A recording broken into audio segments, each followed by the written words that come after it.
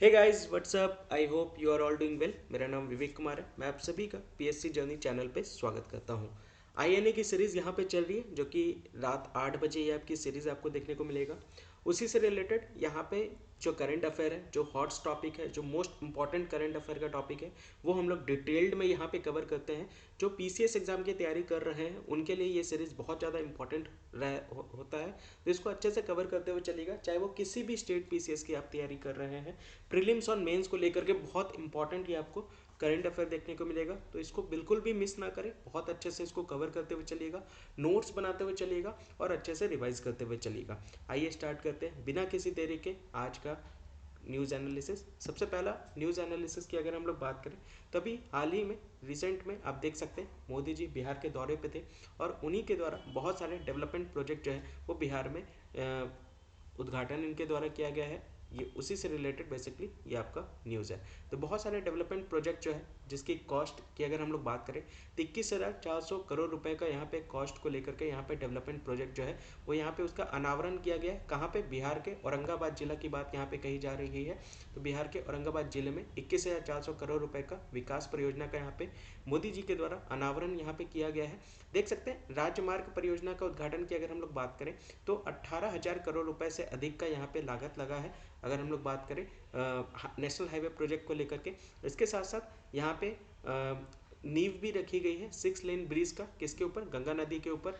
यहाँ पे देख सकते हैं आधारशिला यहाँ पे रखी गई है 6 लेन वाली पुल को लेकर के गंगा पर। उसी को लेकर के यहाँ पे मोदी जी के द्वारा जयप्रकाश नारायण गंगा सेतु के समांतर यहाँ पे किया जाएगा, उसी के बराबर में, उसी के पैरेलल में यहाँ पे कंस्ट्रक्ट किया जाएगा 6 लेन का ब्रिज। ठीक है, जो गंगा सेतु जयप्रकाश नारायण गंगा सेतु उन्हीं के बराबर में, उसी के बराबर में वाला जो ब्रिज, उसी के बराबर ब्रिज आपको यहाँ पे 6 लेन ब्रिज यहाँ पे कंस्ट्रक्ट किया जाएगा। उसकी नींव यहाँ पे आधारशिला यहाँ पे रखी गई है।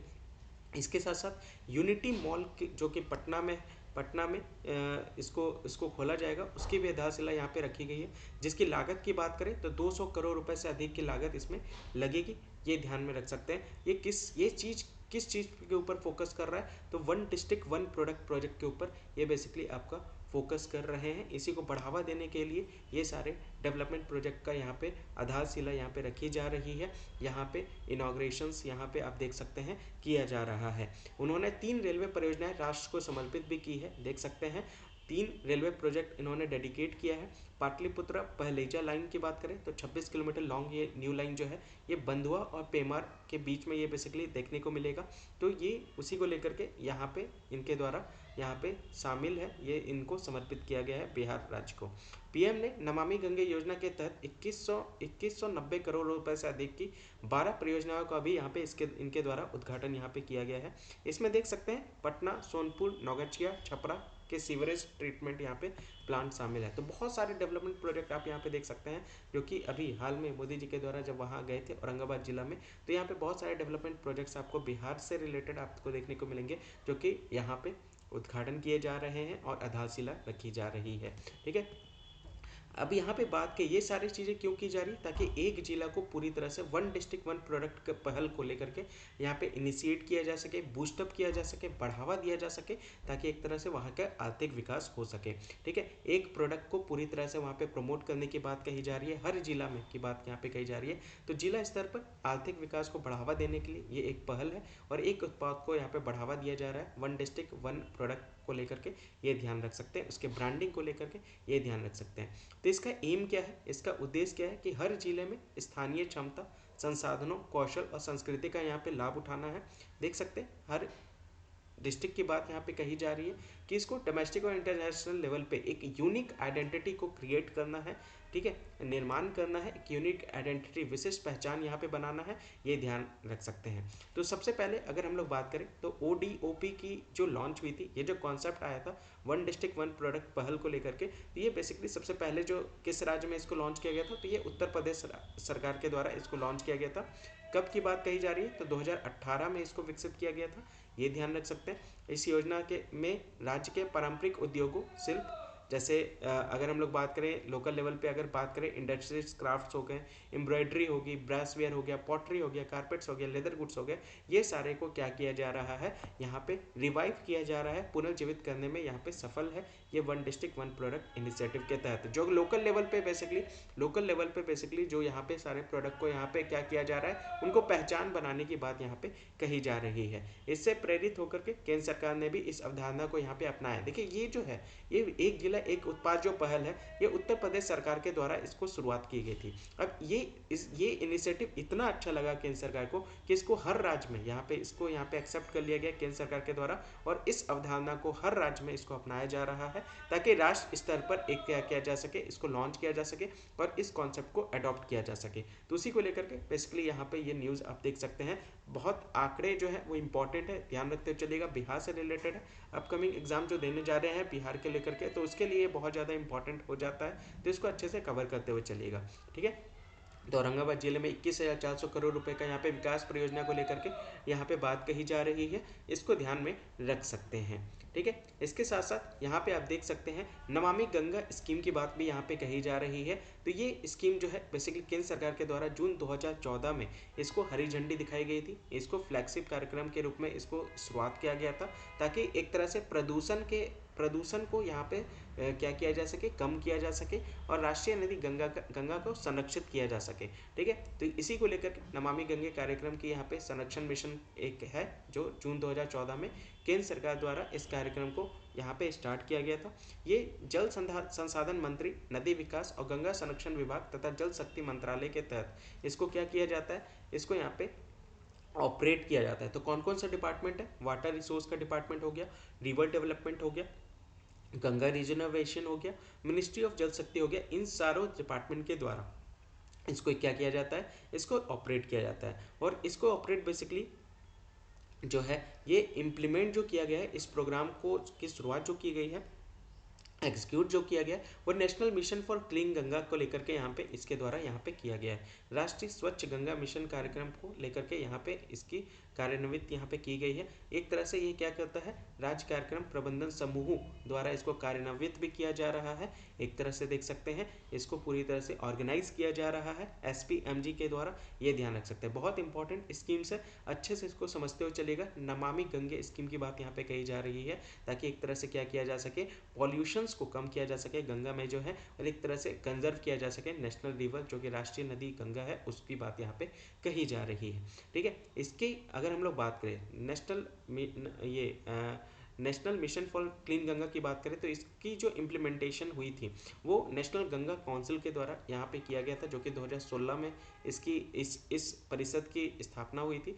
तो 2016 में इसको स्थापित किया गया था राष्ट्रीय गंगा परिषद का, और इसी के द्वारा इसको इम्प्लीमेंट किया गया है। एक तरह से आप देख सकते हैं ये किसके जगह पे आया है, तो national Ganga river basin authority इसको जिसने रिप्लेस किया है। तो नेशनल गंगा काउंसिल जो है उसको ये जो है ये बेसिकली NGRBA को रिप्लेस किया है, जिसका नाम है national Ganga river basin authority, ये ध्यान रख सकते हैं। उसी को लेकर के ये बेसिकली आपका पूरा स्कीम है। तो ये थोड़ा सा ध्यान रखिएगा, स्कीम्स वाला पार्ट भी मैंने यहाँ पे इंक्लूड कर दिया, ताकि आपको इस कार्यक्रम के बारे में भी ध्यान में रह सके। इसकी शुरुआत केंद्र सरकार के द्वारा 2014 में जून में की गई थी, ठीक है। तो ये ध्यान में रख सकते हैं। अभी देख सकते हैं मोदी जी जब बिहार के दौरे पे थे, तो सिर्फ औरंगाबाद जिला ही नहीं, बहुत सारे इन्होंने डेवलपमेंट प्रोजेक्ट्स आपको देखने को मिलेगा, जो कि बिहार में ये इनिशिएट लेकर के आए, इसका उद्घाटन करके आए। तो वेस्ट चंपारण डिस्ट्रिक्ट भी ये गए हैं, जहाँ पे 12,800 करोड़ रुपए का यहाँ पे इन्होंने प्रोजेक्ट का अनावरण किया है। इन्होंने पश्चिमी चंपारण जिले की बात यहाँ पे कही जा रही है। इन्होंने जिला मुख्यालय बेतिया में विकसित भारत विकसित बिहार नामक एक समारोह में परियोजना का इन्होंने अनावरण किया है। देख सकते हैं विकसित भारत विकसित बिहार का कॉन्सेप्ट को लेकर के इन्होंने बहुत सारे प्रोजेक्ट जो है वो बेतिया में बेसिकली इनके द्वारा स्टार्ट किया गया है। देख सकते हैं इन्होंने आधारशिला रखी है, जो नेशन को एक तरह से डेडिकेट किया है, बिहार को एक तरह से ये सारे प्रोजेक्ट जो है वो डेडिकेट किए हैं। 12,800 करोड़ रुपए का निवेश करके पश्चिमी चंपारण जिले की बात यहाँ पे कही जा रही है। ये जो प्रोजेक्ट है, कौन कौन किन किन क्षेत्रों में ये प्रोजेक्ट का डेवलपमेंट जो होने को वाला है, पश्चिमी चंपारण डिस्ट्रिक्ट की बात जो कही जा रही है, तो रेलवे में इन्होंने प्लान किया है रोड को लेकर के, पेट्रोलियम और नेचुरल गैस। तो ये 4 चार क्षेत्र में इनके द्वारा ये सारी परियोजनाएं जो है वो पूरी तरह से समर्पित है।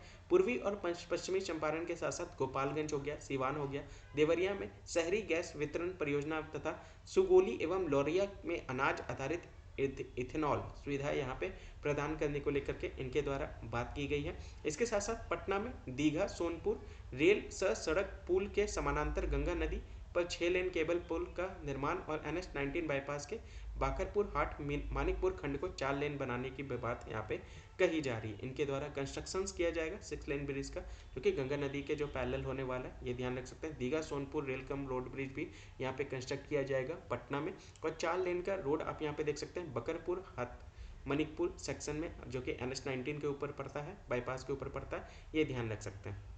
इसके साथ साथ डबल इलेक्ट्रिफिकेशन का यहाँ पे रेल लाइन भी कंस्ट्रक्ट किया जाएगा, जो जिसकी लंबाई कितनी होगी, लेंथ कितना होगा, 96 किलोमीटर। यहाँ पे आप देख सकते हैं Gorakhpur cantt Valmiki Nagar rail line का दोहरीकरण और विद्युतीकरण तथा बेतिया स्टेशन का पुनर्विकास की भी यहाँ पे इनके द्वारा बात की गई है। रीडेवलपमेंट बेतिया स्टेशन को यहाँ पे करने की बात यहाँ पे की जा रही है इसी प्रोजेक्ट के अंतर्गत, जिसकी लागत जो है वो 12,800 करोड़ रुपए होने वाला, ये ध्यान रख सकते हैं।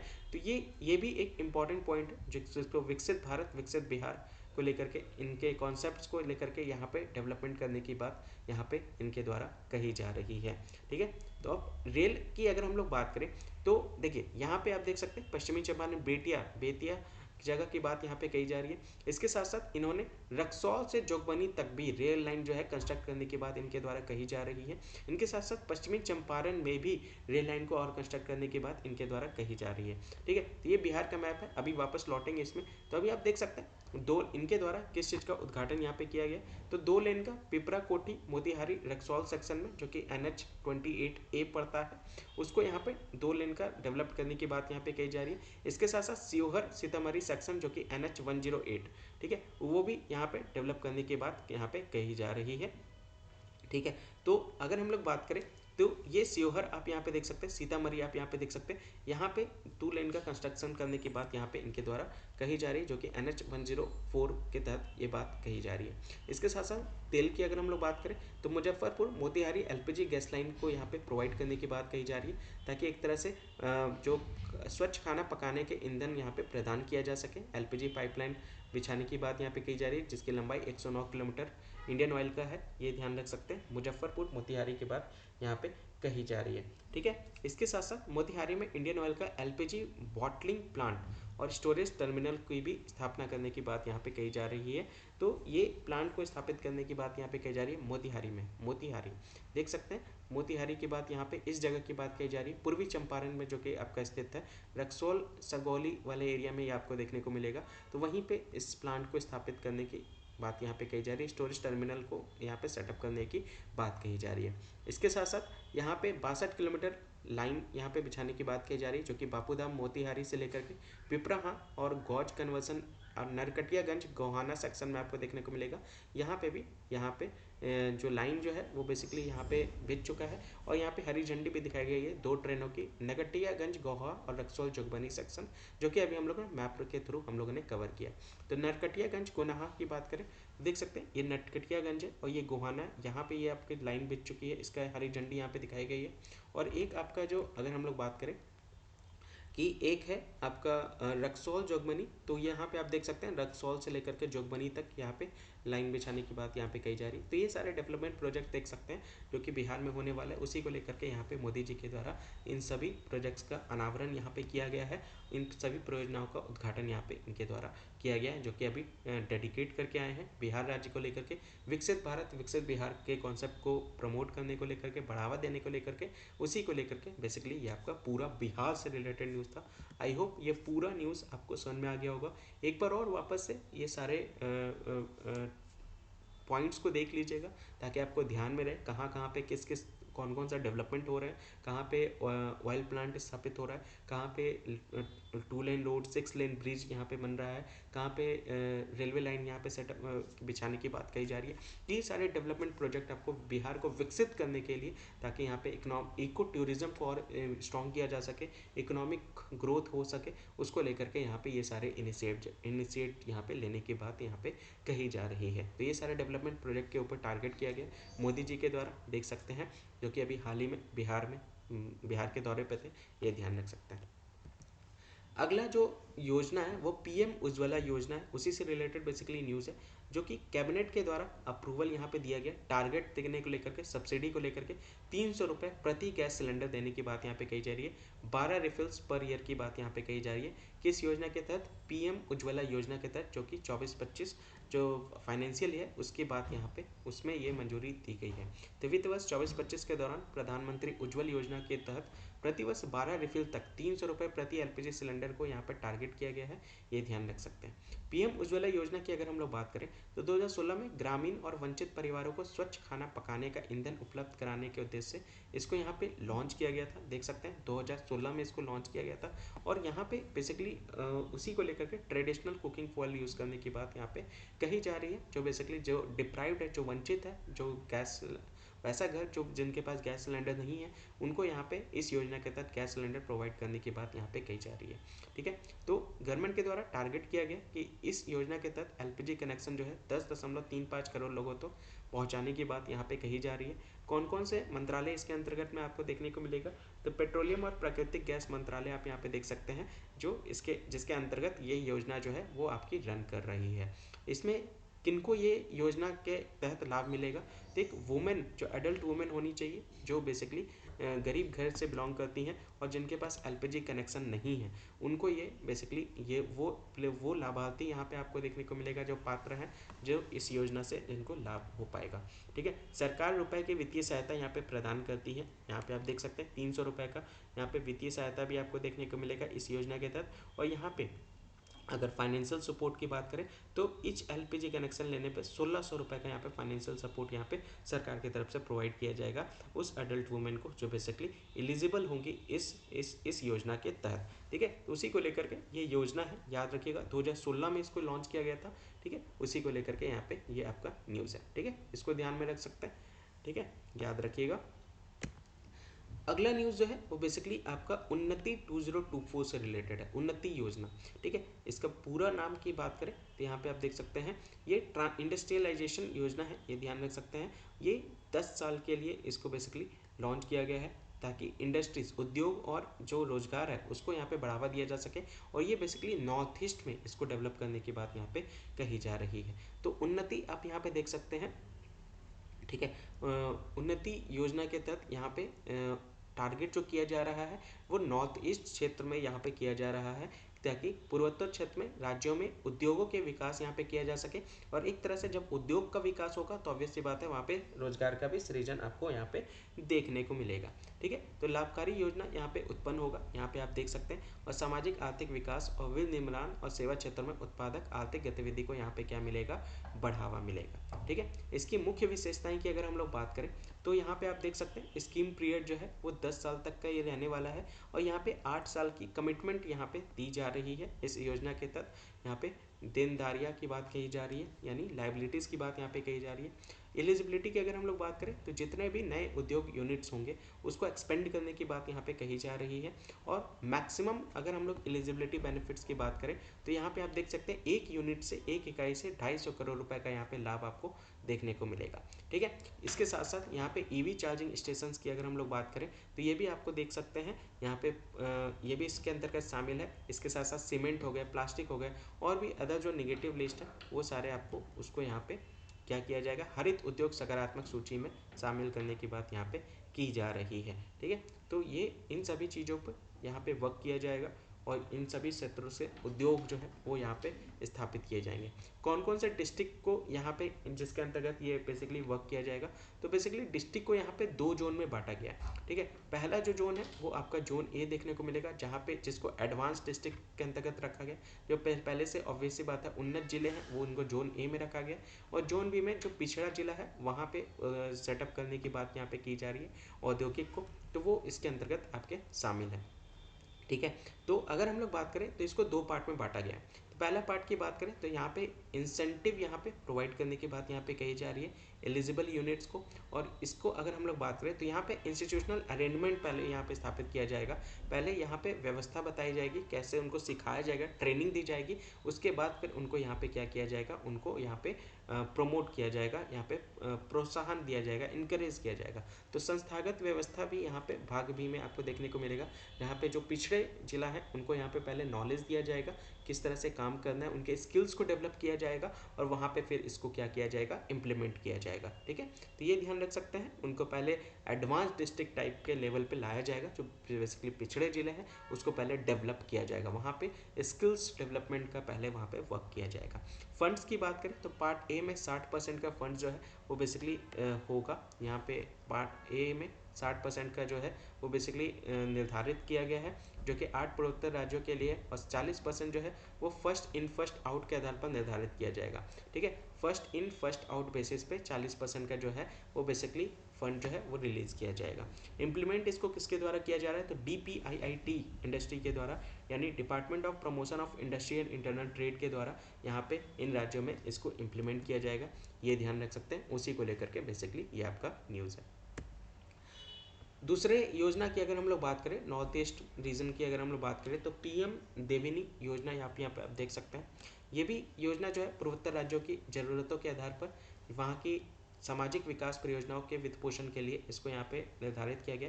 उत्तर पूर्व के लिए नीति फोरम आप यहाँ पे देख सकते हैं।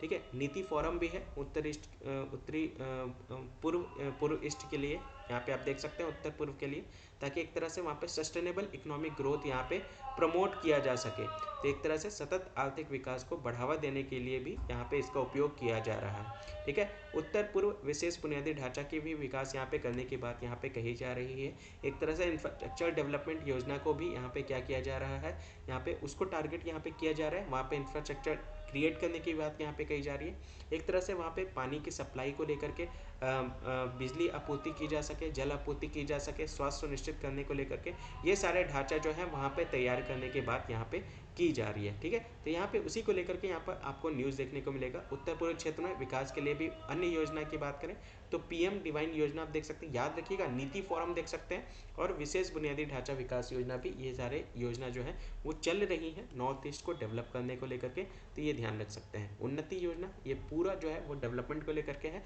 एक तरह से इंडस्ट्रियलाइजेशन को ट्रांसफॉर्म करने की बात कही जा रही है उत्तर पूर्व में, ये ध्यान रख सकते हैं। उसी को लेकर के बेसिकली ये आपका न्यूज़ है। ठीक है, तो ये ध्यान रख सकते हैं। ठीक है, आगे बढ़ते हैं। एक बार और वापस से देख लीजिएगा, ये वाला न्यूज़ जो है वो बहुत इंपॉर्टेंट है, डेवलपमेंट प्रोजेक्ट है नॉर्थ ईस्ट से रिलेटेड, तो इम्पॉर्टेंट हो जाता है, तो ये ध्यान में रख सकते हैं।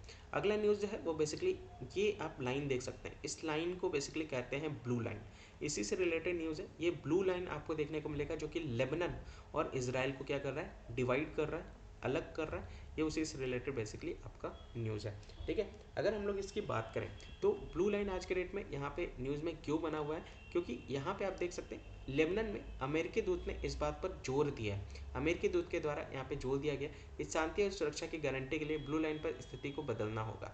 ब्लू लाइन अभी डिस्टर्ब्ड एरिया आपको यहाँ पे चल रहा है, और अगर हम लोग ब्लू लाइन की बात करें तो ये इकलौता लाइन है जो आप देख सकते हैं जो ऑफिशियल बॉर्डर आज तक घोषित नहीं किया गया। अगर हम लोग बात करें इसराइल और लेबनान की, आज तक कोई भी ऑफिशियल बॉर्डर नहीं है, कोई भी आधिकारिक सीमा आपको नहीं देखने को मिलेगा। यहाँ पे आप देख सकते हैं ब्लू लाइन को छोड़ करके यहाँ पे बात कही जा रही है, तो एक्सेप्ट द ब्लू लाइन। तो ब्लू लाइन इकलौता ऐसा लाइन है जो बेसिकली इसराइल और लेबनान को अलग करता है। ये किसके द्वारा सेटअप किया गया था, तो यूनाइटेड नेशन के द्वारा 2000 में इसको यहाँ पे सेटअप किया गया था, स्थापित किया गया था। यह ब्लू लाइन ये नीले बैरल से बना हुआ है, देख सकते हैं ब्लू बैरल से ये आपका बना हुआ है। ठीक है, इसके साथ साथ ये मेडिटेरियन से गोलन हाइट्स जो कि ईस्ट में पड़ता है वो वहाँ पे आपको कनेक्टेड है। ठीक है, इसका उद्देश्य क्या है, लेबनान के दक्षिणी में से इजराइल सेना की वापसी को पुष्टि करना है। देख सकते हैं इजराइल फोर्सेस आपको देख सकते हैं, इसका पर्पस क्या है कि इजराइल फोर्सेस को वहाँ से हटा दिया जाए, कहाँ से, लेबनान के साउथ से। ठीक है, लेबनान के साउथ से इजराइल सेना को यहाँ से हटाने की बात यहाँ पे कही जा रही है, जो कि इजराइल सेना यहाँ पे तैनात है। ठीक है, तो ब्लू लाइन की अगर हम लोग बात करें तो एक तरह से लर्निंग इकोसिस्टम बेसिकली ये आपका कहलाता है, जो कि यूएन सिस्टम स्टाफ कॉलेज के द्वारा क्रिएट किया गया। देख सकते हैं यूएन सिस्टम स्टाफ कॉलेज द्वारा इसको बनाया गया ताकि एक शिक्षण पारिस्थितिकी तंत्र आप देख सकते हैं इजराइल और लेबनान के बारे में देख सकते हैं, उसी को डिवाइड करता है। फिलहाल इसको छोड़ करके कोई भी आधिकारिक सीमा नहीं देखने को मिलेगा इजराइल और लेबनान के बीच में, तो ये उसी से रिलेटेड ये बेसिकली आपका न्यूज़ है। देख सकते हैं इसको वाइडर व्यू में, ये ब्लू लाइन आप यहाँ पे देख सकते हैं, ठीक है। और यहीं पे इजराइल की सेना जो है वो तैनात है, इसको हटाने के लिए ये सारे जो स्टेप्स हैं यहाँ पे लिए जा रहे हैं, ठीक है। इधर सीरिया आप देख सकते हैं, लेबनान आपको यहाँ पे देखने को मिलेगा, लितानी नदी आप यहाँ पे देख सकते हैं, ठीक है। तो ये उसी से रिलेटेड बेसिकली आपका न्यूज़ है। अगला न्यूज़ जो है वो स्टार ड्यून्स है। स्टार ड्यून्स भी आज के डेट में बहुत सारा न्यूज़ में बना हुआ है, जो कि रेगिस्तान में आपको इस तरह के टीले टाइप के स्ट्रक्चर आपको देखने को मिलेंगे। इसको स्टार ड्यून कहते हैं, ठीक है। स्टार ड्यून, स्टार के शेप में आपको ये देखने को मिलेगा, ठीक है। तो ये बेसिकली साइंटिस्ट के द्वारा पहली बार जो है इसको यहाँ पे खुलासा किया गया है कि रेगिस्तानी तारा टीलों के पहले गहन अध्ययन से आंतरिक संरचना का यहाँ पे खुलासा किया गया वैज्ञानिकों के द्वारा।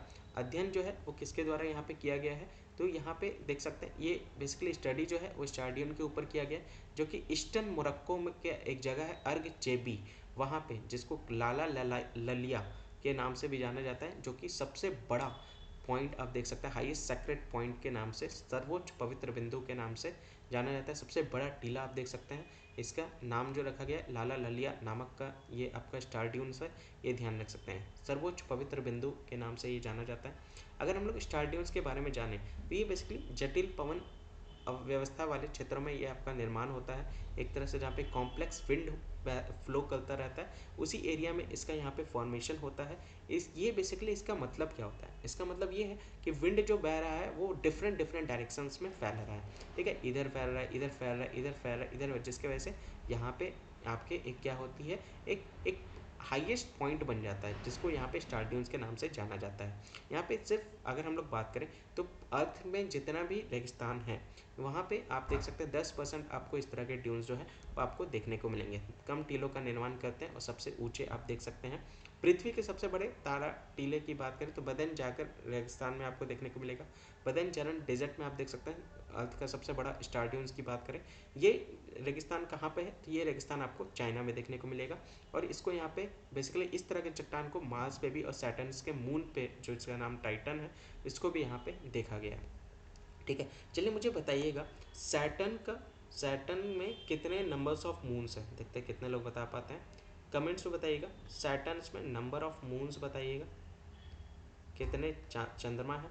और मुझे ये भी बताइएगा जुपिटर जुपिटर में कितने नंबर ऑफ मून्स है, मून्स की संख्या बतानी है आपको, ठीक है। और सबसे बड़ा मून्स भी बताना है, सबसे बड़ा मून्स भी बताना है, ये भी मुझे बताइएगा। तो सैटर्न का जो मून है टाइटन, वहाँ पे बेसिकली ये स्पॉट किया गया, और यहाँ पे मार्स में भी इसको यहाँ पे स्टार ड्यून्स को स्पॉट किया गया, देख सकते हैं।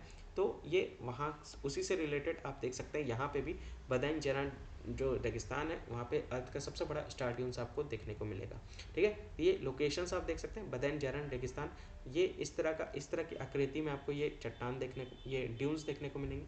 ये रेगिस्तान में ही जनरली होता है, और ये जो है बेसिकली हवा जो है वो 4 डिफरेंट डायरेक्शन में जब बहता है तो इस तरह का स्ट्रक्चर आपको फॉर्म करता है, ठीक है। यहीं आप देख सकते हैं स्टार के शेप का ये स्ट्रक्चर आपको देखने को मिलेगा, ठीक है। और ये लोकेशन की बात करें तो ये आप देख सकते हैं बदाइन जरा डेजर्ट आप यहाँ पे देख सकते हैं, यहीं पे ये आपको देखने को मिलेगा। अतेंग माउंट यहाँ देख सकते हैं, यबरई माउंटेन देख सकते हैं, बेदा माउंटेन देख सकते हैं, होंगसी माउंटेन देख सकते हैं, ये सभी पहाड़ी क्षेत्र हैं। चाइना की बात करें तो 10% पॉपुलेशन सिर्फ 90% पॉपुलेशन तटीय क्षेत्र पे रहते हैं, ठीक है। बाकी 90 जो 10% है वो पूरा यहाँ पे आपको देखने को मिलेगा। ये पूरी तरह से आपको जो है वो बंजर ज़मीन है, तो यहाँ पे आप देख सकते हैं, ठीक है। उलन भू डेजर्ट भी आप यहाँ पे देख सकते हैं, तो ये चाइना का मैप आपको यहाँ पे देखने को मिलेगा। ये पूरा रेगिस्तान आप यहाँ पे देखेंगे, इसको जूम भी करेंगे तो आपको साफ देखने को मिलेगा, पूरा रेगिस्तान आपको यहाँ पे फैला हुआ है। ये पहाड़ी क्षेत्र आप यहाँ पे देख सकते हैं, सैटेलाइट व्यू से आपको दिखा रहा हूँ। ये पूरी पहाड़ है, चट्टान है, रेगिस्तान है, यहाँ पे कोई भी इंसान जो है 10% इंसान ही बस आपको इस पूरे एरिया में देखने को मिलेगा। बाकी 90% जो पॉपुलेशन है चाइना की वो आपके कोस्टल एरियाज़ में आपको जनरली देखने को मिलता है, ठीक है। उसी से रिलेटेड न्यूज़ है, ध्यान रखते हुए चलिएगा, अच्छे से समझ। आई होप आपको क्लियर हो गया होगा स्टार न्यूज़। अगला न्यूज़ जो है वो यहाँ पे जीरो कार्बन बिल्डिंग को लेकर के, यहाँ पे जीरो कार्बन बिल्डिंग जो है एक्शन प्लान JCBAP यहाँ पे लॉन्च किया गया। कहाँ पे? नागपुर में। इंडिया का पहला शहर आपको यहाँ पे देखने को मिलेगा, ये ध्यान रख सकते हैं, JCBAP, जो कि नेट जीरो कार्बन के ऊपर यहाँ पे वर्क किया जा रहा है। तो नागपुर के JCBAP का लक्ष्य क्या है? 2050 तक सभी इमारतों को शुद्ध शून्य कार्बन यहाँ पे बनाना है। नागपुर में ये इनिशिएटिव आप देख सकते हैं, शुद्ध शून्य कार्बन की बात यहाँ पे कही जा रही है। इस तरह का स्ट्रक्चर आपको यहाँ पे देखने को मिलेगा नागपुर में, ये ध्यान रख सकते हैं। और यह टारगेट किया जा रहा है नागपुर के सभी JCBAP जो है वो उसको लॉन्च किया जाएगा। ये 2050 तक इस सभी बिल्डिंग को यहाँ पे कन्वर्ट किया जाएगा, देख सकते हैं।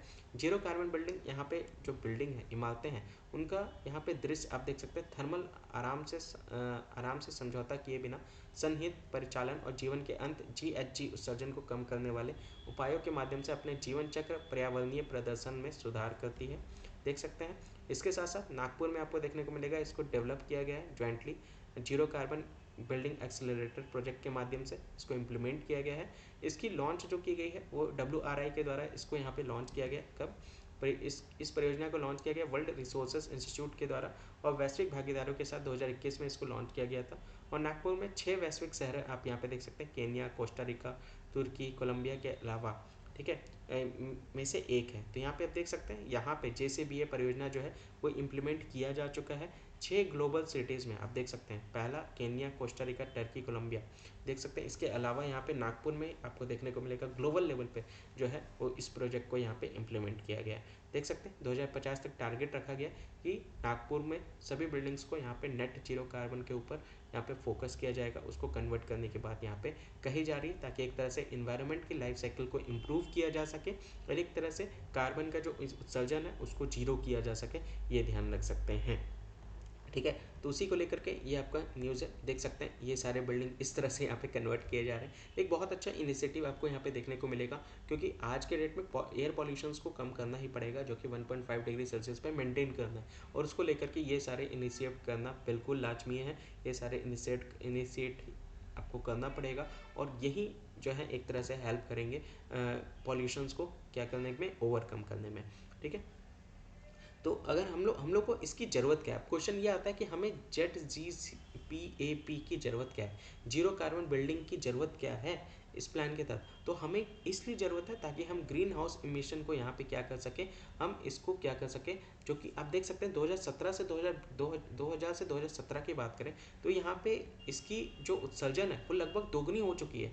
तो हमें ये ग्रीन हाउस गैस की उत्सर्जन को कम करना है। तो अगले 20-30 वर्षों में भारत के यहाँ पे अगर बात करें, भारत में जो इमिशन हो रहा है ग्रीन हाउस गैसेस का, उसको यहाँ पे क्या करना है, अगर ऐसे ही चलता रहा तो ये 3 to 6 टाइम चला जाएगा। तो इसी को क्या करना है, हमें कंट्रोल करना है, इसी को क्या करना है, हमें रिड्यूस करना है। इसको कम करने के बजाय ये और बढ़ता चलेगा, अगर हम कोई इनिशिएटिव ना ले तो ये तो और बढ़ता चलेगा। तो इसी चीज़ को लेकर के ये ग्रीन हाउस इमिशन में जो गैसेस हैं, जो बेसिकली पॉल्यूशंस के जो इंग्रेडिएंट कह सकते हैं, पॉल्यूशंस में के भागीदारी होते हैं, तो जैसे कार्बन मोनोऑक्साइड हो गया, सल्फर डाइऑक्साइड हो गया, NOx हो गया, इन सभी पार्टिकुलेट का उत्सर्जन को हमें क्या करना है, कम करना है, ये ध्यान रख सकते हैं। तो ब्रिक क्लिन्स जो है ये भी अलग, आपको ईंट का भट्टे जो है वो भी एक तरह से ये सारे गैसों को क्या करता है, उत्सर्जन करता है। इसी को हमें क्या करना है, खत्म करना है, कम करना है, ये ध्यान रख सकते हैं। देख सकते हैं 2000 से 2017 तक ये ग्रीन हाउस गैस का एमिशन जो है वो दोगुना हो गया है, दोगुना से अधिक हो गया है, और ये अगले 20-30 वर्षों में 6 गुना बढ़ने का अनुमान यहाँ पर लगाया जा रहा है। तो इसी को यहाँ पे कम करने को लेकर के JCBAP की आवश्यकता हमें आज के डेट में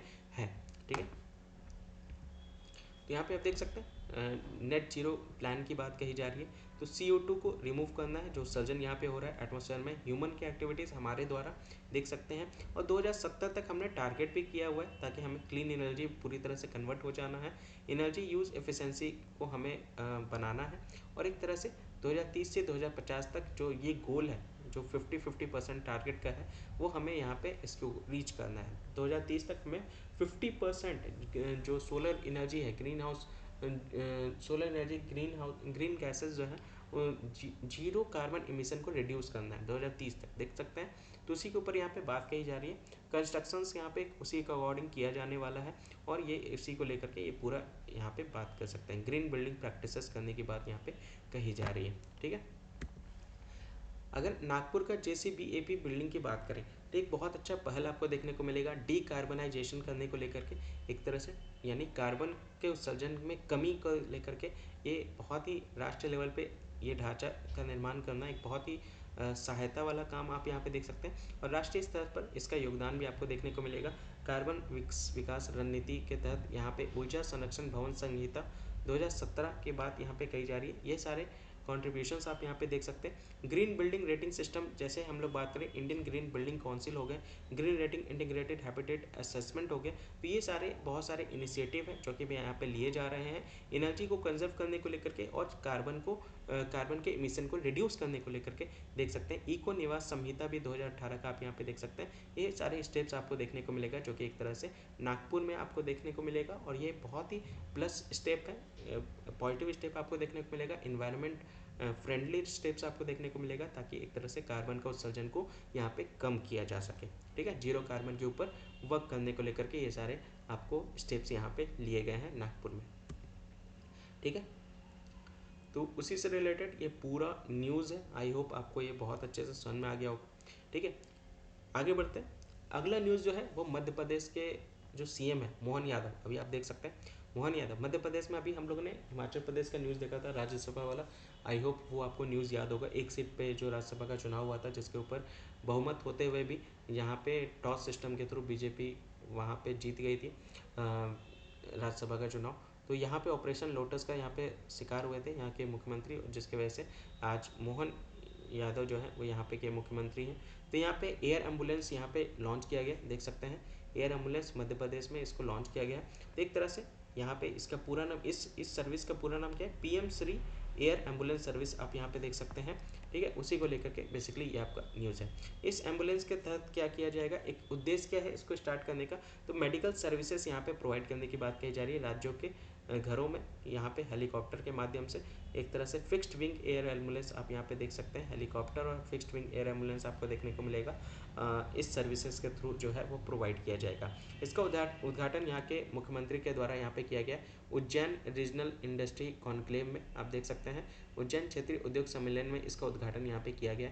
इसका यह सेवा विशेष रूप से ग्रामीण और गरीब क्षेत्रों के लोगों के लिए उन्नत चिकित्सा देखभाल तक बेहतर पहुँच प्रदान करना है और एक तरह से स्वास्थ्य सुविधाओं के तहत परिवहन के समय को काफ़ी कम करना है। तो देख सकते हैं ट्रांसपोर्ट टाइम्स को यहाँ पे रिड्यूस करने को लेकर के हेल्थ केयर फैसिलिटीज़ को जल्द से जल्द यहाँ पे पुअरर एरियाज़ रूरल एरियाज़ में प्रोवाइड की जा सके ताकि वहाँ पे हेल्थ फैसिलिटी टाइमली यहाँ पे मिल सके ये सर्विस के थ्रू, ताकि उनको आसानी से वो कनेक्टिविटी प्रदान किया जा सके, बेटर एक्सेस मिल सके एडवांस मेडिकल केयर को लेकर के, ये ध्यान रख सकते हैं। इसी को लेकर के यहाँ पे एयर एम्बुलेंस जो है वो मध्य प्रदेश में यहाँ पे इसको लॉन्च किया गया। ठीक है, इसके साथ साथ मध्य प्रदेश का जो रतलाम का रियावन गार्लिक जो है, रतलाम का रियावन गार्लिक उसको यहाँ पे जीआई टैग दिया गया, उसी को लेकर के यहाँ पे ये आपका न्यूज़ है। ठीक है, ये ध्यान रख सकते हैं। ठीक है, इसकी अगर हम लोग बात करें तो यहाँ पे गार्लिक फ्लेवर आपको यहाँ पे देखने को मिलेगा रियावन विलेज जो कि जौहरा तहसील में आपको देखने को मिलेगा रतलाम जिला में। यहाँ पे जीआई टैग यहाँ पे दिया गया। जीआई टैग का इनिशिएटिव यहाँ पे आप देख सकते हैं जनवरी 2022 में इसको स्टार्ट किया गया था फार्मर प्रोड्यूसर ऑर्गेनाइजेशन के द्वारा, फार्म फ्रेश प्रोड्यूस कंपनी के द्वारा जो कि चेन्नई में है। देख सकते हैं ये गार्लिक जो है ये अपनी यूनिक क्वालिटी के माध्यम से इसको जाना जाता है ताकि ज़्यादा यहाँ पे प्रोडक्शन किया जा सके, उपज हो सके, जिसका प्रत्येक बल में 5 से 6 कलियाँ आपको यहाँ पे देखने को मिलेगा। अपने तीखे तेज स्वाद के लिए जानी जाने वाली लहसुन की इस किस्म में दूसरों की तुलना में तेल की मात्रा भी अधिक होती है, ध्यान रख सकते हैं। उसी को लेकर के बात कही जा रही है। कहाँ पे ये, तो ये रतलाम जिला आपको यहाँ पे देखने को मिलेगा, यहीं पे इसकी शुरुआत यहाँ पे की गई है। यहाँ पे इसको जीआई टैग दिया गया, ध्यान रख सकते हैं। रियावन गांव है यहीं पे जो जौहरा तहसील है रतलाम जिला में, यहीं पे इसको गार्लिक को यहाँ पे जीआई टैग यहाँ पे दिया गया। ठीक है, तो उसी को लेकर के यहाँ पे न्यूज़ है। जीआई टैग जो है एक अपॉर्चुनिटी देता है अंतर्राष्ट्रीय स्तर पे रिकॉग्निशन के लिए, ताकि एक तरह से बढ़ावा मिल सके राज्य सरकार को उनके प्रयासों के पूरक को लेकर के। रतलाम के लहसुन को यहाँ पे जिला उत्पाद में देखने को मिलेगा। तो रियावाल सिल्वर गार्लिक के नाम से पहले से ही देश में काफ़ी मांग है लहसुन की, ये ध्यान रख सकते हैं। पिपलौदा तहसील के रियावान गांव में 2 दशकों से पारंपरिक तरीकों से लहसुन की खेती यहाँ पे की जा रही है, उसी को लेकर के यहाँ पे न्यूज़ है। सफ़ेद पर्दे की बात करें तो कली के आकार और औषधीय मूल्य जैसे अद्वितीय गुणों के कारण यहाँ पे जो इसकी डिमांड जो है वो मेडिसिनल वैल्यू में भी यहाँ पे की जाती है, ठीक है। तो ये ध्यान रख सकते हैं। इसका डेवलपमेंट की बात यहाँ पे कही जा रही है। यहाँ पे हाई स्टोरेज कैपेसिटी आपको देखने को मिलेगा, जिसके वजह से ये लंबे समय तक ये क्या होता है, इसको संरक्षित किया जा सकता है, ठीक है। उसी को लेकर के यहाँ पे ये आपका न्यूज़ है। तो ये पूरा आपका करेंट अफेयर था आज का 9 तारीख का। आई होप आपको बहुत अच्छे से कवर आया हुआ होगा। बहुत इंपॉर्टेंट न्यूज़ है, अच्छे से इसको कवर करते हुए चलिएगा। एक बार में नहीं समझ में आया तो दोबारा से इसको रिवाइज कर लीजिएगा। कुछ क्वेश्चंस दिए हैं, एक दो क्वेश्चंस, उसको जरूर कमेंट सेक्शन में जरूर बताइएगा। और कोशिश कीजिए अच्छे से रिवाइज करते हुए चलिए। करंट अफेयर बहुत इंपॉर्टेंट पोर्शंस है आपके पीसीएस एग्जाम्स को लेकर के। इसके साथ साथ अपकमिंग जो भी एग्जाम्स है, चाहे कोई भी गवर्नमेंट एग्जाम्स क्यों ना हो, वहाँ पे करंट अफेयर बहुत इंपॉर्टेंट रोल प्ले करता है। तो अच्छे से इसको रिवाइज करते हुए चलिए। रिविजन करना बहुत ज़्यादा इंपॉर्टेंट है, एक तरह से आपके तैयारी को एक बूस्टअप देता है, बहुत इम्प्रूव करता है और अच्छे से आपकी तैयारी को और बेहतर बनाता है। बाकी चैनल को अगर आपने सब्सक्राइब नहीं किया, चैनल को सब्सक्राइब कर लीजिएगा। वीडियो को ज़्यादा से ज़्यादा शेयर कीजिए ताकि बाकी लोगों तक भी पहुंच जाए और इसको अच्छे से आप कवर कर सकें, ठीक है। आज के लिए बस इतना ही। जय हिंद, जय भारत।